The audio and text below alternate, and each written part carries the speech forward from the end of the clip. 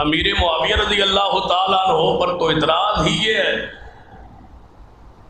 کہتے ہیں ہم امیر معاویہ کو نہیں مانتے، انہوں نے ظلم کیا، نعوذ باللہ۔ کیا کیا؟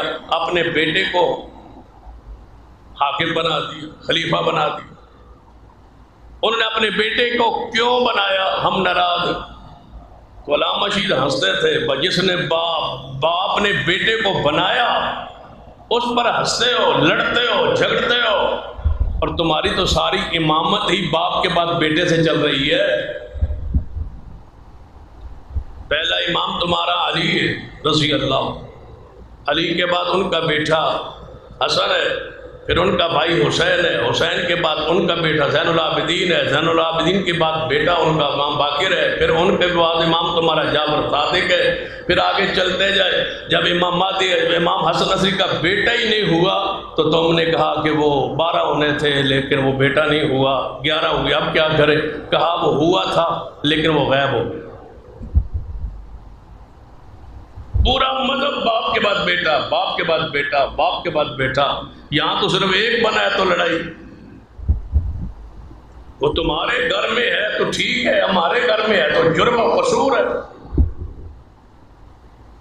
امیر معاویہ پر تان رضی اللہ عنہ پر یہی ہے کہ انہوں نے اپنے بعد اپنے بیٹے کو کیوں بنایا؟ فرمایا یہ تانا، یہ اختلاف کریں تو ہم کریں،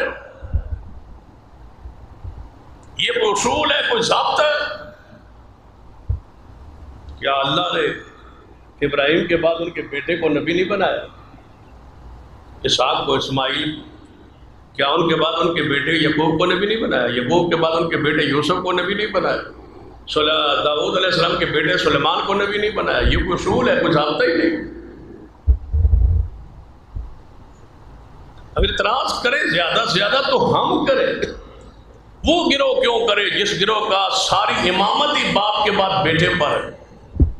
تمہارا تو اخلاقی طور پہ ہی حق نہیں بنتا، مذہبی طور پہ ہی تمہارا حق نہیں بنتا، تمہاری تو ساری امامت کا سلسلہ ہی باپ کے بعد بیٹے پہ چل رہا ہے، پورا مذہب ہی اس پر کھڑا ہے۔ اور پھر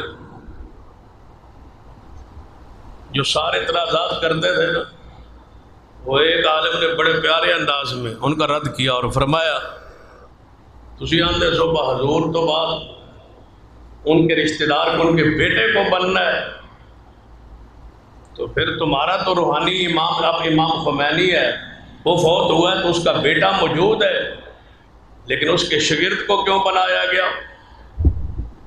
اس کا نائب اس کو کیوں بنایا؟ کہتے 3 دن میت جو تھی حضور کی موجود رہی، صحابہ نے دفن نہیں کیا۔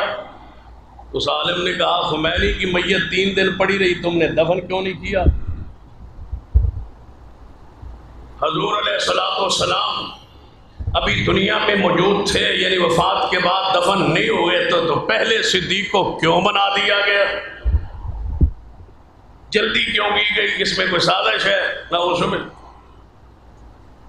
اور انہوں نے فرمایا ابھی خمینی کی قبر میں جناب بنی نہیں تھی، وہ دفن نہیں ہوئے تھے، ان کا نائب پہلے کیوں بنایا گیا؟ جو تم اعتراض کرتے تھے وہ سارے اعتراضات تو اللہ نے تمہارے گھر سے پورے کر دی۔ دنیا کا اصول ہے اور اسی سے یہ سنت اور دین لیا گیا ہے کہ جب حاکم میں وقت دنیا سے جاتا ہے تو اس کی تدفین سے پہلے اس کے نائب کو پہلے مقام پر لایا جاتا ہے تاکہ ملک کا نظام چلایا جا سکے۔ اصول ہے، ضابطہ، یہ لیا ہی رسول اللہ اور صدیق سے گیا کہ حضور وفات پائی فوراً حاکم ضروری تھا، امیر ضروری تھا، جس کا حکم سلطنت سنبھالے اور جس کے حکم کو مانا جائے وہ ضروری تھا، صدیق کو بنایا۔ صدیق حقدار تھا۔ بھائی بتلاؤ کس بنیاد پر صدیق کا دوسرا یا تیسرا یا چوتھا؟ اگر اس طرح سمجھ نہیں آئی تو آسان انداز میں سمجھاتا ہوں۔ اگر علی پاک خلیفہ بن جاتے تو یہ جمہوری سلسلہ تو نہیں ہے نا جو ہمارا ہے کہ 5 سال کے بعد پھر ووٹ، تا حیات ہے نا، تا زندگی ہے۔ ذرا سوچیں اگر علی پاک بن جاتے تو اللہ کے علم میں تھا کہ حضور کے جانے کے بعد علی پاک 30 سال زندہ رہے۔ کتنے سال؟ 30 سال۔ صدیق زندہ رہیں گے 2.5 سال۔ سیدنا عمر زندہ رہیں گے 12.5 سیدنا عثمان زندہ رہیں گے 24 سال. یہ تینوں خلیفہ کی خلافت کے اندر فوت ہو جاتے. اور قرآن کا وعدہ تھا وعد اللہ الذین آمنوا منکم وعملوا الصالحات لیستخلفنہم فی الارض، کہ اللہ پیغمبر کے کئی مومنین صحابہ کو خلافت دے گا. تو خلافت تو ایک تک محدود رہتی، تا زندگی وہ حاکم ہوتے. اللہ نے جیسے جیسے عمر لکھی تھی رب نے ویسے ویسے خلافت عطا فرمائی تاکہ صدیق بنے. پھر عمر کی شہادت قریب ہے پھر وہ بنے، پھر عثمان کی شہادت قریب ہے وہ بنے، پھر اس کے بعد علی پاک آئے تاکہ قرآن کی آیت بھی پوری ہو اور یہ ترتیب بھی قائم رہے. صدیق تو حقدار ہے خلافت. کوئی نااہل ہونے کی نعوذ باللہ وجہ بھی تو بتاؤ نا. مار نہیں کھائی، نماز نہیں پڑھتے تھے، نعوذ، قرآن کے عالم نہیں تھے، حدیث کے عالم نہیں تھے. کون سا مارکہ ہے جس میں صدیق نہیں تھے؟ کون سا غزوہ ہے جس میں صدیق نہیں تھے؟ کون سا سفر ہے جہاں حضور ہے اور صدیق نہیں ہے؟ کون سا موقع ہے جہاں صدیق نے مال نہیں پیش کیا؟ کوئی نقص بھی تو بیان کرو. کوئی حضور کی زندگی میں کسی کبیرہ گناہ کی نسبت صدیق کی طرف کرو، ہم جواب دیں. کوئی ایک کبیرہ گناہ جو صدیق کی طرف منسوب تو کرو. جس دن ایمان لائے اس دن سے لے کر سے حضور کی وفات تک صدیق نے یہ قصور کیا، یہ جرم کیا، یہ گناہ کیا، نعوذ باللہ، بیان کرو. صدیق نے قسم اٹھائی تھی کہ میں نے زمانہ جاہلیت میں بھی کبھی زنا نہیں کی. جاہلیت کا زمانہ دیکھا ہے، زنا نہیں کی، شراب نہیں پیا. جس وقت شراب حرام نہیں تھا صدیق اس وقت بھی نہیں پیتے تھے. زنا نہیں کیا. حضور کے بچپن کے ساتھ ساتھ رہے، نبوت سے پہلے بھی حضور کے دوست ہے. کوئی وجہ،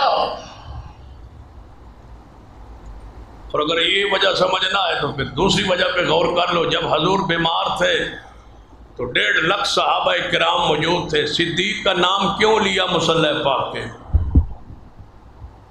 کوئی تاریخ انکار کرے، کوئی حدیث کوئی اس کے خلاف آئے کہ حضور بیمار ہے، نماز کا وقت ہے، مسجد نبوی میں صحابہ کرام سے بری ہوئی ہے، صحابہ انتظار کریں کہ حضور آئیں اور جماعت کریں. آج کس پر انتخاب ہو؟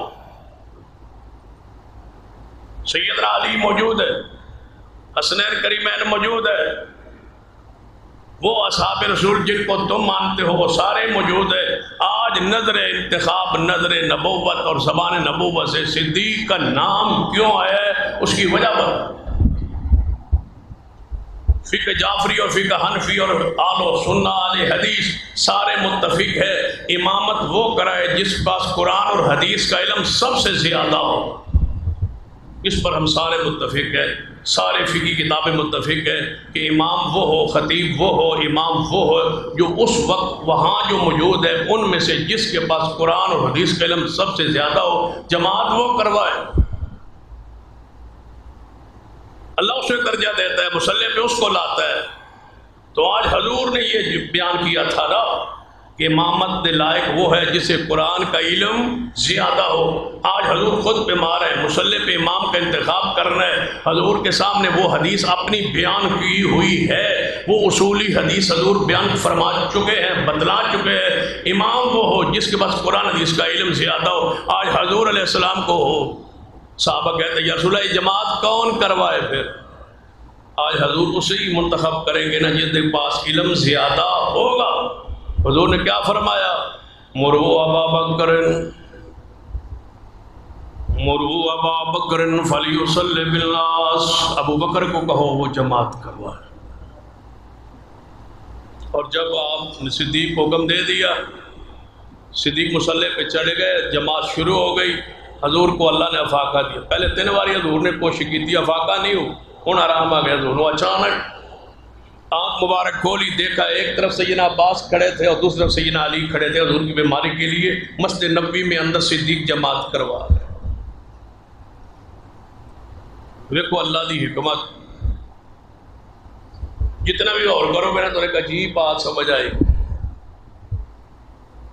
جے جماعت ہو جاندی تے صدیق پڑھا دیندے تے سلام پھر جاندا تے انہاں سانو معاف نہیں سی کرنا، کہنا سی جماعت تے کرائی سی صدیق لیکن علی پاک نے کوئی نہیں پڑھی، سیدنا عباس نے نہیں پڑھی تھی، وہ تو حضور کے حجرے میں تھے۔ اللہ نے حضور کو افاقہ دیا، آنکھ مبارک کھولی، عباس و علی ہے، فرمایا جماعت ہو گئی، یا رسول اللہ صدیق نماز پڑھا رہے ہیں، فرمایا مینوں اپنے کندھیاں تے سہارا دیو تے میں لے چلو تاکہ میں تانوں صدیق دے پیچھے کھڑا کر دوں۔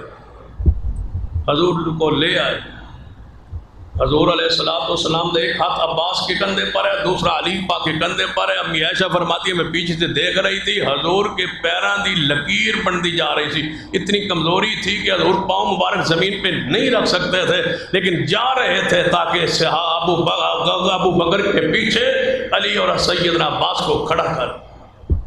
حضور مسجد میں پہنچے، صحابہ نے کھنگورے مارے، صدیق کو پتہ چلے حضور تشریف لائے، جہاں حضور ہو وہاں پھر اور کوئی امامت پہ کھڑا تو نہیں ہو سکتا۔ صدیق مصلی سے پیچھے ہٹنا چاہا کہ حضور کے لیے مصلی خالی کر دو، حضور نے فرمایا ابو بکر کھڑا رہے، یہ مصلی تیرا ہے میرا نہیں رہا۔ پڑھی ہے نا بخاری ہے، مکان یہ تیرا مصلی ہے، یہ تیری جگہ ہے، یہ تیری واسطے ہے، تو اس کے لیے ہے، یہ تیرے لیے ہے، تو یہیں کھڑا رہے گا، میں پیچھے کرنے نہیں آیا، میں تو تیری خلافت اور امامت پہ مور لگا لے آیا۔